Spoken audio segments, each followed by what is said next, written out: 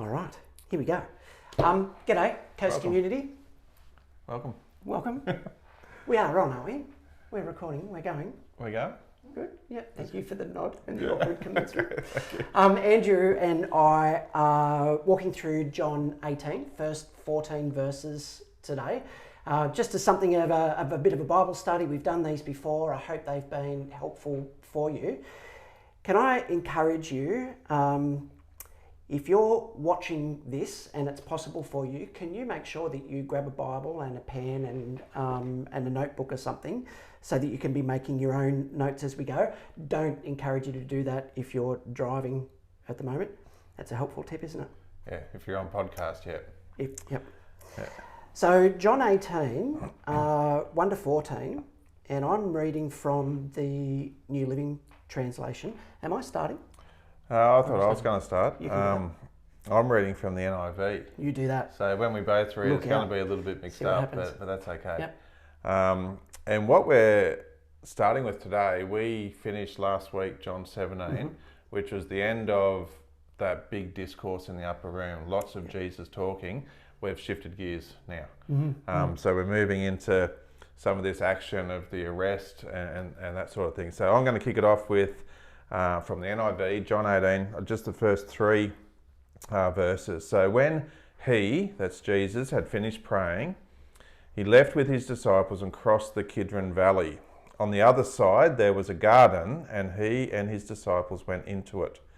Now Judas, who betrayed him, knew the place, because Jesus had often met there with his disciples.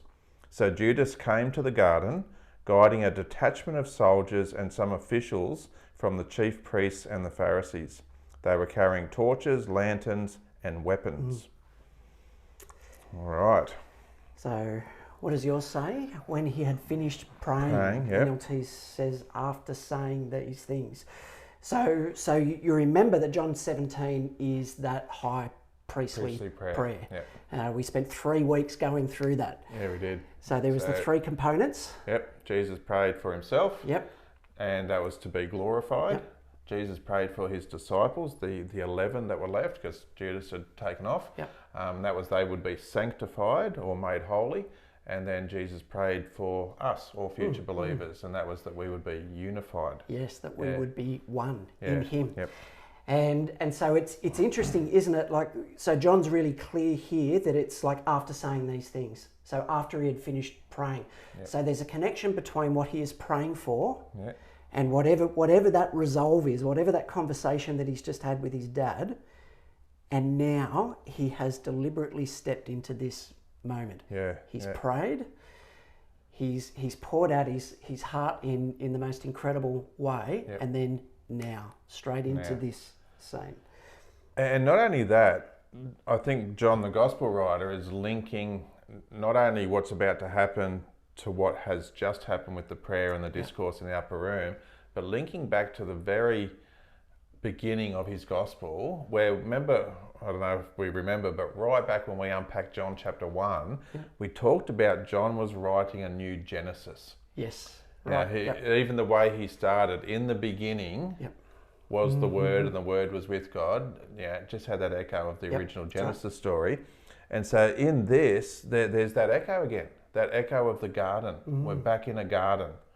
Yep. Just like in Genesis chapter 2 and 3, the first action we saw humans being involved in was in a garden. And so in this first garden, God's will was explained to Adam about this is what it looks like for you to be obedient to my will, because when you're obedient to my will, there is blessing and life. And so that echo needs to be ringing in our heads as we read this part. And as we continue in John chapter 1, we get told the Word becomes flesh. Yes. And so Jesus is portrayed in John's gospel as the new Adam, the flesh. And so the human who trusts God the Father and chooses to follow his will and commands brings life.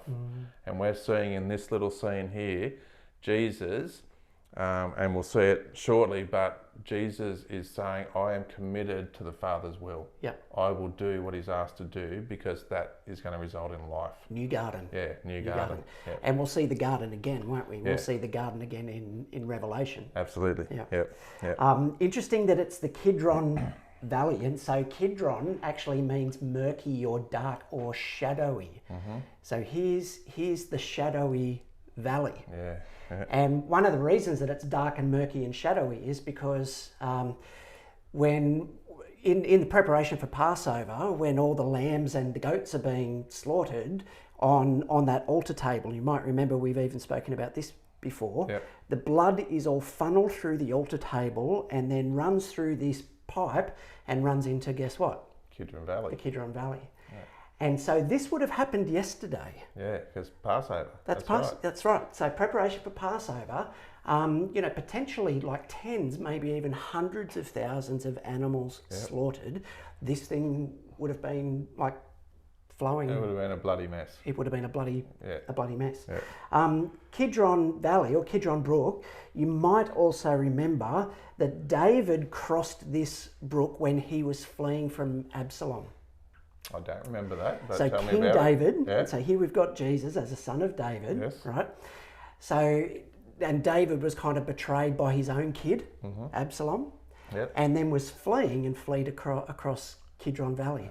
And so here you've got Jesus, and his own children have betrayed him. Yeah. Anyway, Yeah, Kidron. yeah. So John's not missing, a beat here, is he? Yeah, no, he's retelling the story, isn't he? Yep. And where Jesus is the main character instead of this fallen humanity. Yeah. Yeah, yeah. A contingent of Roman soldiers. What does yours say? A detachment of soldiers, which was quite a few soldiers, wasn't it? Yep. So you might say a band or a cohort or whatever. Yeah. It's all talking about a particular component of a legion, a tenth of a legion. Okay. And so it's 480 soldiers. So you've got the priests and the Pharisees and the temple guards and Judas. Yeah. And 480 soldiers. soldiers. Yep.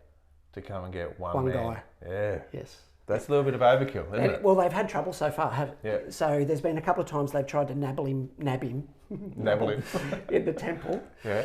That's And right. he's just gone. And they couldn't get him. Yeah.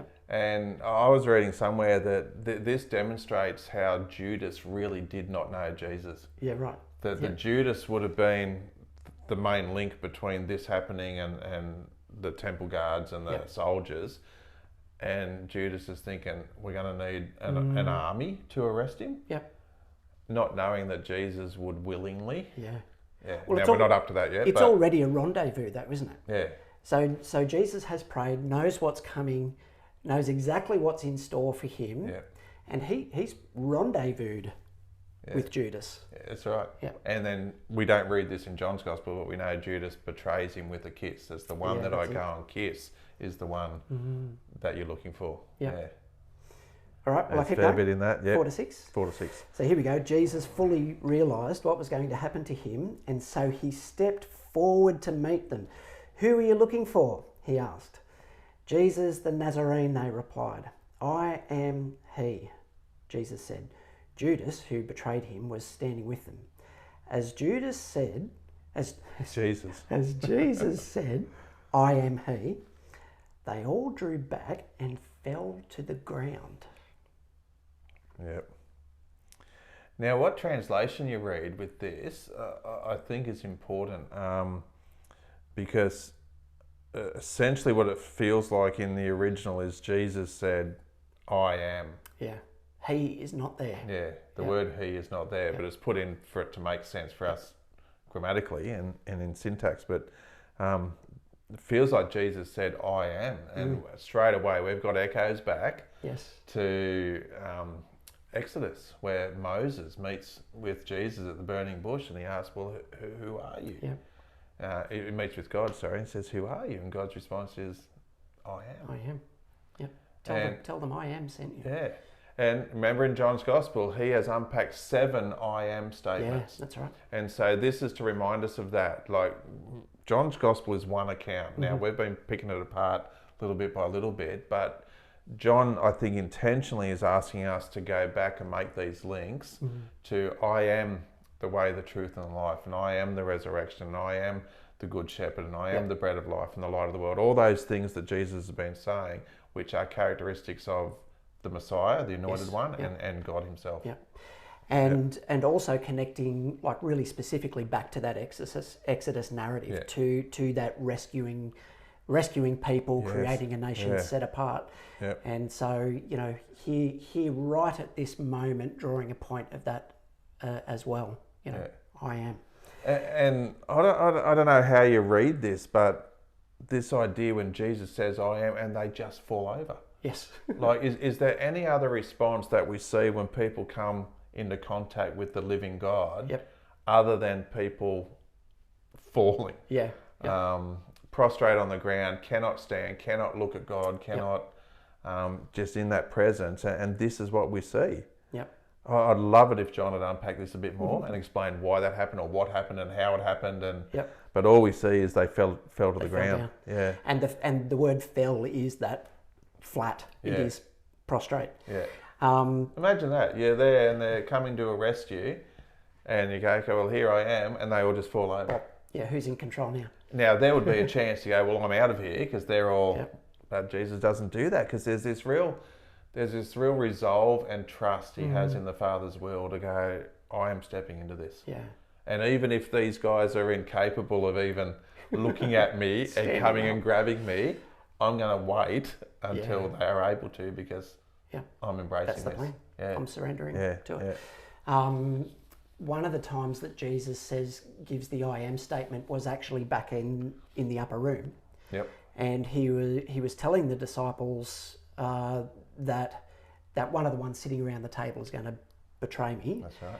And I'm telling you this now, so that when it happens, you'll know that the I am has come. Yeah. And here it is. Yeah. And what we don't get to see is how do the disciples respond to that? Yeah. Yep. Because we don't see them falling over. No. So I make the assumption here that the disciples haven't fallen over. Yeah. But probably Judas did. Yeah. Yeah. I think. We don't know. We don't know. Yep. So let's continue. I'll go from verse 7 to verse 9. So again, Jesus asked them, "Who is it you want?" "Jesus of Nazareth," they said. And Jesus answered, "I told you that I am he. If you are looking for me, then let these men go." This happened so that the words he had spoken would be fulfilled. I have not lost one of those you gave me. It's interesting. So who knows how many are still on the ground at this point? We don't know. You know, so whether they're like scrambling up to their feet, you know, what happens in the next verse might give us a little bit of a clue whether they're still on the ground or not. So anyway, scrambling to their feet, and Jesus just says again, so I've told you who I am, and then he asks them again. It's interesting, isn't it? Like, I wonder if they fell over again. And why is he asking twice? Yeah. So who are you looking for? I told you that I am I am he. Yeah. Since I'm the one you want, says in the NLT, let these others go. So I don't know what you've looked at when you've investigated this little bit. This is part of Jesus letting all the other fellas off the hook. It's me that you want, and it's me that's going to be arrested. So let all these other fellas go.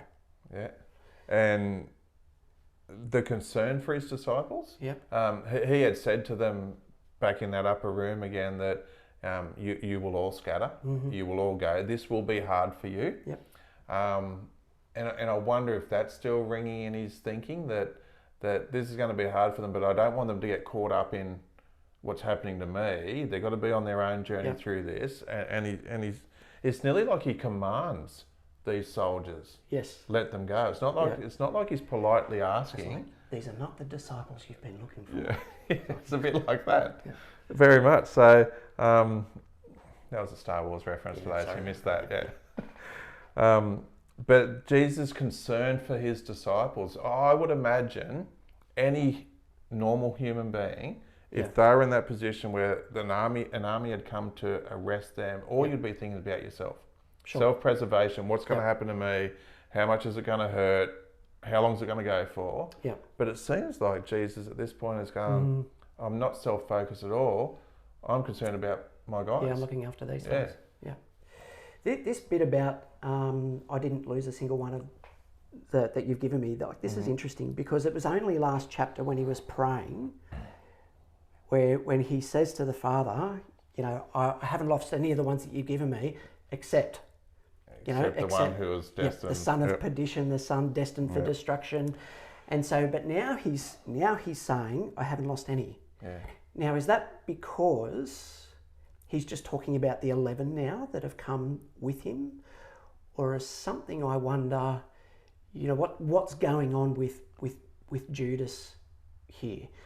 And one of the interesting things as I dove into this is like, is Judas really the son of destruction? Is Judas the son of perdition? Is it talking about is Jesus talking about Judas when he says, I haven't lost I haven't lost any of them except this one? Is that really about Judas? Because in 13:27, John, not the year,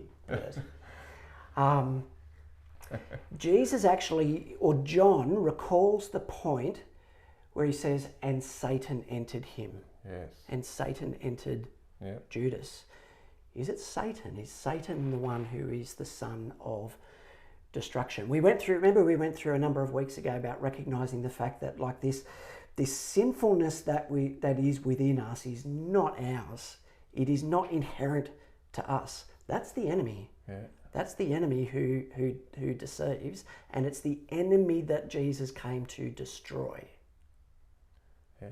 I haven't thought So it's about interesting, that. isn't it? So I wonder, like even with Judas, and we don't know what happens with Judas. We know that he's there is some sense of repentance before he kills himself. Yeah.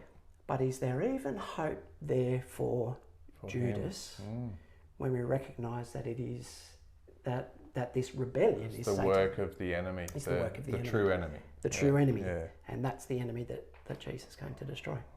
That's an interesting point. It's an interesting Very good idea. to look into that one a bit more. Yeah. Oh, let's continue it on. Verse 10 we're up to.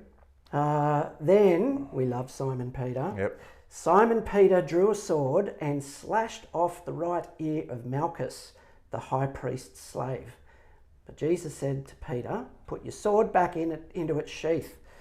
Shall I not drink from the cup of suffering the Father has given me? What's he doing with a sword?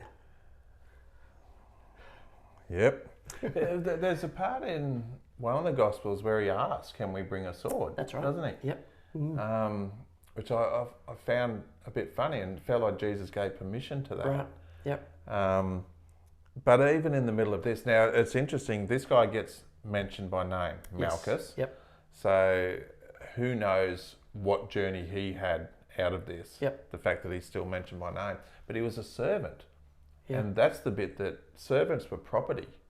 Yep. Servants were nobodies.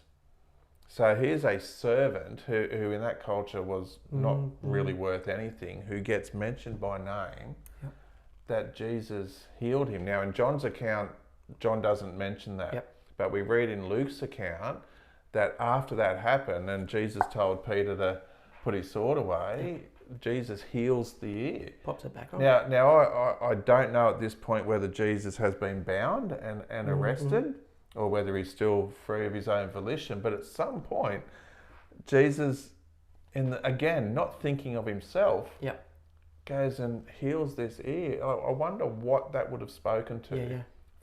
Well, Peter would have been arrested, right? Yeah. So if he had done it that, was a soldier. If he'd done that to a soldier, he would have. Yeah. Oh, they were after the fight would have been on. Yeah. But he did it to a servant, which I think is significant. Yeah. But Jesus even cared for the nobody. Yes. Yeah. And healed the nobody in the middle of being arrested. There's something about the character of Jesus in that. I reckon Pete, like we know that Peter's a pretty fiery fella anyway. But he's probably feeling pretty pumped after everybody's just fallen over. Yeah. And he's like, he's into it. So there is How good's one my line. guy, There is one line of thought that says for it to be Malchus's right ear, the guy probably had to be on the ground. Otherwise, if Peter's using his right hand, and I think they were meant to, I don't know, then he's got to do like this really awkward, slash this way. Yeah. So maybe the guy's on the ground and that's not a good probably look. Doesn't matter. That's not a good look. Yeah. But what I found interesting was this is the third time Peter's been rebuked by Jesus. Right. The third time for not understanding what's going on. Yeah. Now we know Peter denies Jesus 3 times coming up, and we know Jesus asked Peter 3 times in John 21, do you love me? Yep. Which sort of makes it up. But the first time when Peter recognized that Jesus was the Messiah, and Jesus says, okay, well, I need to let you know that the Messiah is going to be arrested and killed and on the third day raised to life. And Peter's going, never, Lord. This is never going to happen. I'm not going to let that happen to you. Yeah. And Jesus rebukes him. Yep. Like, you're not getting the big picture here. And then again, up in the upper room, when Jesus has started washing the disciples' feet, and Peter goes, never, Lord, you're not going to do this to me. Yep. You're not going to wash my feet. Mm-hmm. And then Jesus goes, well, if I can't do that, you can't be part of this. Yep. And typical Peter goes, well, wash all of me then. Yes. But again, missing the point. And even at the last point of the time when he's with Jesus, he still is missing the point. Mm. Well, it is interesting that what you're saying through Peter there is a process of formation, isn't it? Mm. Like, we know that we are formed as we make mistakes. Yeah. And as we're like rebuked and corrected. That is formation. And so we see Peter like operating out of his old nature multiple times, battered back in, shows himself to be teachable and, on this rock. I do like that, because most scholars would say that Mark's gospel, Mark was like a disciple to Peter nearly. And so, but it's in Matthew's, Luke's and John's that we read most of the things that Peter got wrong. Yeah, especially John. Yeah, especially John. We'll see later on as we go through where they even race to the tomb. Yes. And John writes that I beat him. Yeah. I was quicker than him. There's a bit of competition. Yeah, so there could be. But I just love that Peter, it's mentioned that Peter in the middle of being with Jesus still doesn't get it. Yep. He's been told what's going to happen. Jesus has been pretty clear. Mm-hmm. And then he's in the middle of it happening and still thinks, I've got to defend him and I've got to fight with the sword. Which is like Judas then, right? Yeah. So if Judas didn't really know who it was that he was dealing with, neither does Peter. Yep. Love the cup imagery here as well. Like, so fellas, we were here just a couple of hours ago. Yeah. We all drank the cup. Yeah. This is you the cup. You shared in it. Yeah. I told you it's my blood that's going to be shed. Mm-hmm. Yeah. Won't you let me drink this cup, Peter? Yeah. Come on, what are you doing? Yeah, love him. All right, so we'll wrap up. So verse 12 to 14 is the last part we'll look at today. So then the detachment of soldiers with its commander and the Jewish officials arrested Jesus. They bound him and brought him first to Annas, who was the father-in-law of Caiaphas, the high priest that year. Caiaphas was the one who had advised the Jewish leaders that it would be good if one man died for the people. Yeah. All right, so as I looked into this a little bit, there's this nearly an image of the Godfather. Yeah, right. Annas being like the Godfather, the one in control of the powerful family. And history will tell us that Annas was the high priest at one point. The way he operated, apparently according to history, the way he operated, the Romans didn't like what he was like, so they removed him from that. His son became high priest, and his next son, then he's down to his fourth son. Yep. Then he ran out of sons, so then he had, at this point, put his son-in-law in as high priest, which is Caiaphas. Yes. But essentially, Annas is the one with the power. Yeah. Annas is the Godfather pulling the strings. Yep. Caiaphas would have deferred to whatever Annas had said. And it's just interesting that it would make sense that he was first taken to the high priest, Yeah. not the high priest's father-in-law. Yeah. But here, But here we're seeing that he first goes to Annas, essentially the guy with the power. Annas is as Annas does, Yeah, perhaps. that's right. Yep. So that's really interesting. That's who he would be taken to. Echoes then ring back to what John mentioned early in his gospel around Jesus coming into the temple and clearing it out of all the money changes and the trade that was going on at the time. And you know, he made that comment, you know, how dare you turn my father's house into a den of iniquity. Yep.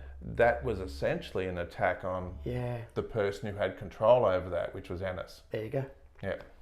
So. Yeah.